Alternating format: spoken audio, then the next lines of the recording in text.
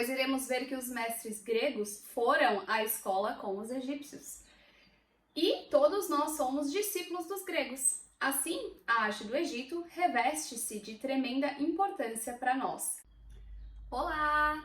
No vídeo de hoje nós vamos conversar sobre o capítulo 2 da história da arte do Gombrich, que se chama Arte para a Eternidade.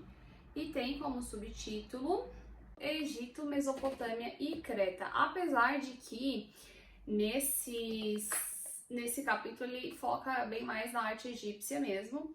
E uma coisa que eu achei bem legal foi que ele começa esse capítulo falando que esses conhecimentos eles sempre são passados de mestre para discípulos, né? E que apesar de que a gente não vê uma ligação direta hoje com a nossa cultura, com a arte egípcia, ela existe porque o nosso berço, que é a Grécia, bebeu dessa fonte. Então, inclusive ali com Creta, né? Porque Creta era uma ilha e eles se desenvolveram muito na questão marítima, de comércios, e eles começaram a ter bastante relação ali com os egípcios. Eles iam bastante para lá. Bom, mas vamos por partes. Então eu achei bem legal esse começo dele. Ele fala que não há uma tradição direta que ligue esses estranhos primórdios aos nossos dias, mas existe uma tradição direta, transmitida de mestre a discípulo e de discípulo a admirador ou copista, a qual vincula a arte do nosso tempo, cada construção ou cada cartaz, à arte do Vale do Nilo de 1 e 5 mil anos atrás. Pois iremos ver que os mestres gregos foram à escola com os egípcios. E todos nós somos discípulos dos gregos. Assim, a arte do Egito reveste-se de tremenda importância para nós. Outra coisa interessante que ele vai citar aqui é o quanto é impressionante a ordem dessa civilização dos egípcios, porque o poder do faraó era tamanha que eles se organizaram daquela forma para criar as edificações que estão lá até hoje, né? Depois de 3 mil anos. Então é uma coisa realmente bem impressionante. E aí então, para falar de arte egípcia, nós temos que falar sobre a crença deles, né, da vida após a morte e de que eles precisavam ter a arte, o livro dos mortos, o livro dos mortos até um pouco mais pra frente, mas ter essa representatividade material para que eles pudessem continuar na vida após a morte. Isso, na verdade, no começo era feita apenas para o faraó, mas com o passar do tempo, os nobres, o pessoal ali da corte, digamos assim, do faraó, passou a ter essa preocupação também para a vida após a morte e ter os seus objetos, sua arte para levar para a vida após a morte. E no começo, quando o faraó morria, os seus servos tinham que ir junto, então eles tinham que morrer também para que pudessem servir o faraó na vida após a morte. E aí, com o tempo, conseguiram substituir os próprios servos, as próprias vidas dessas pessoas, por estátuas. Então, olha a importância que a escultura teve ali nesse momento, né? E a escultura egípcia, ela é muito importante pela própria figura do faraó, né? Mas ele até cita aqui que os seus escultores, eles não tinham preocupação nenhuma em agradar o retratado, digamos assim, né? A importância dessa escultura também não estava na beleza em si, mas sim na plenitude. Inclusive, por causa disso, algumas características eram até deixadas de lado, porque eles precisavam que essa arte fosse, assim, plena para a vida após a morte. E aí ele cita aqui que o escultor não estava tentando lisonjear o seu modelo, nem preservar uma expressão fugídia.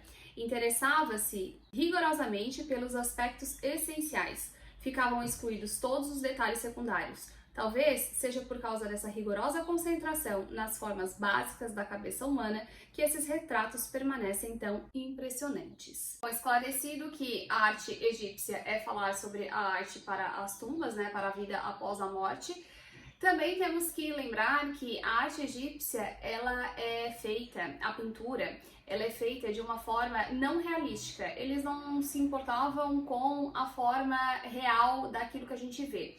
A importância para eles era a melhor representação daquele objeto. Por exemplo, o ser humano. Eles achavam que era melhor representado de lado, de perfil. Mas quando a gente está de lado, o olho ele não aparece muito. E aí tu não consegue ver o olho. Então o que eles faziam? Eles faziam o rosto de lado, porém o olho de frente. Mesmo que não condiz com a realidade, eles preferiam mostrar a parte do corpo da forma que iria se entender melhor como ela é do que com a realidade. Até uma coisa interessante é o pé, porque se a gente for ver, o pé é melhor representado de lado do que de frente. Mas para os egípcios também era melhor representado pela parte que pega o dedão. Então, um pé seria de um jeito e o outro de outro, né? Na lateral. Mas não, ambos os pés são representados na mesma lateral.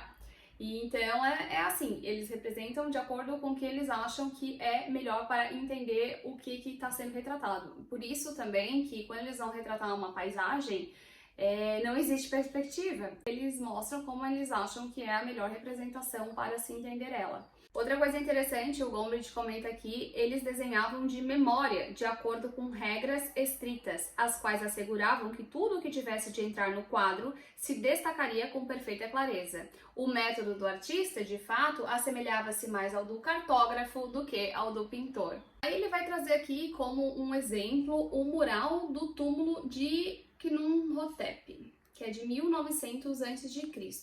E aí ele cita aqui que, uma vez aprendidas as regras e convenções da arte egípcia, entendemos sem maiores dificuldades a linguagem das pinturas em que é historiada a vida dos egípcios. Então, por exemplo, aqui, nessa arte a gente vê sempre uma figura, uma atividade ali do cotidiano e uma figura sempre maior. Essa figura maior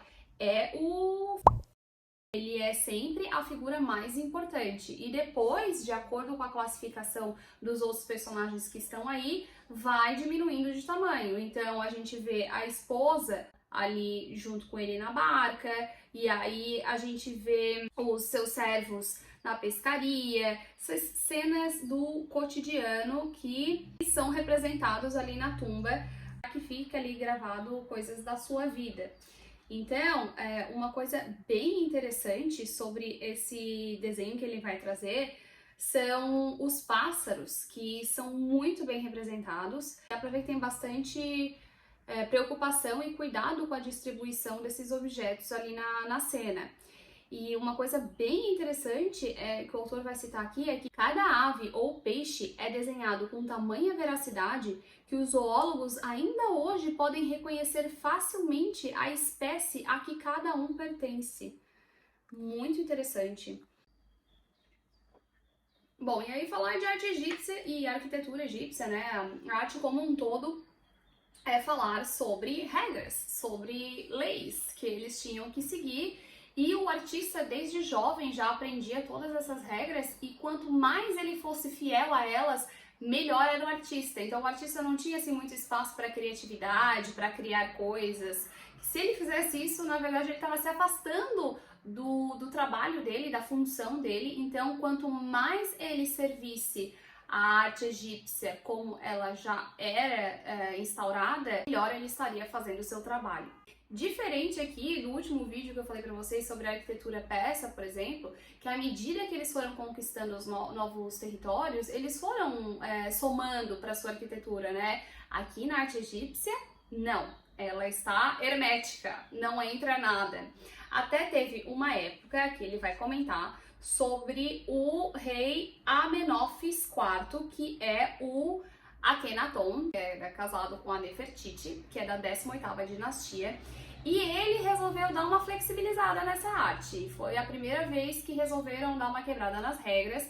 Ele pediu para ser retratado junto com a sua esposa, mesmo tamanho e com os filhos. Isso era algo totalmente inovador.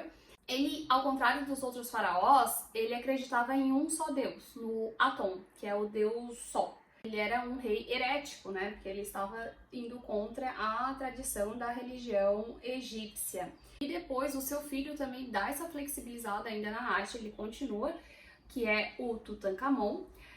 E aí, nesse período, que deu essa flexibilizada na rigidez da arte egípcia, Eles começaram a reparar que em Creta existiam os desenhos com movimentos bem mais fluidos e não se sabe se tem essa influência deles ou não, mas que também não durou muito. Logo ali no próprio reinado do Tutankhamon, a arte egípcia volta com tudo e essa flexibilidade não volta mais. E aqui a gente pode ver até uma outra obra também do Tutankhamon com a sua esposa, que ele tá bem relaxado, né? Ele parece, não tem aquela postura rígida, não obedece às leis da arte egípcia.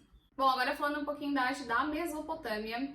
Na Mesopotâmia não se tinha pedra como tinha no Egito, então era muito mais difícil a arte deles permanecer tanto tempo, né? Porque a maioria das construções era feita de tijolos e é mais fácil de, pelo menos na questão ali da escultura, se perder com o tempo.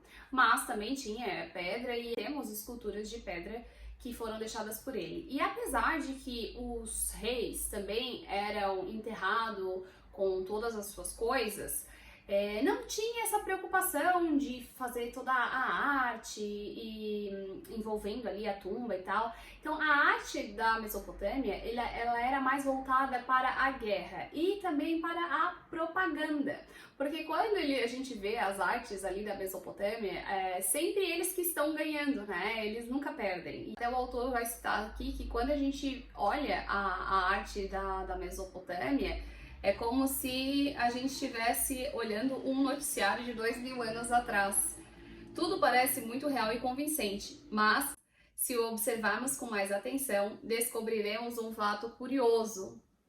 É grande a profusão de mortos e feridos nessas guerras horríveis, mas nenhum deles é assírio. A arte do ufanismo jactancioso e da propaganda já estava bem avançada nessa época. Então, apesar do jeito da arte ser parecida, a forma como é retratada é bem diferente. E também, ao falar sobre arte egípcia, automaticamente assim vem na minha cabeça já o Livro dos Mortos, que daí era arte no papiro, que era enterrado, né, junto com os faraós, para que eles, como se fosse um tutorial de vida após a morte. Então, o Livro dos Mortos era bem ilustrado, com cenas e tudo mais. É uma das formas bem conhecidas também de arte egípcia. E aí, só para finalizar também, vou ler um trechinho desse livro aqui, Mundo Antigo, Mundo da Arte, Mundo Antigo. Vou ler um trechinho para vocês que já tá falando da parte ali mais do fim da arte egípcia. Que apesar de suas debilidades internas, a última parte egípcia mostrou-se surpreendentemente resistente a tentações que vinham do exterior. Nem a breve dominação assíria, nem a mais estável ocupação persa deixaram traços apreciáveis na arte egípcia. Os 4 séculos de contato com os gregos, que precederam a conquista de Alexandre e a fundação da dinastia ptolomaica no fim do 4º século a.C., tiveram apenas um efeito superficial. As diferenças entre as duas culturas eram demasiado profundas para permitir uma verdadeira síntese. Então, assim, a arte egípcia é mesmo única e é mesmo muito original, né? Muito deles, apesar de que depois que o Império Romano também tem um pouquinho de influências, mesmo assim eles conseguem manter a sua rigidez, manter a sua forma e a sua utilidade, né? Manter aquela utilidade que era para a vida após a morte. Então, por esse capítulo era isso e eu vejo vocês nos próximos vídeos. Tchau!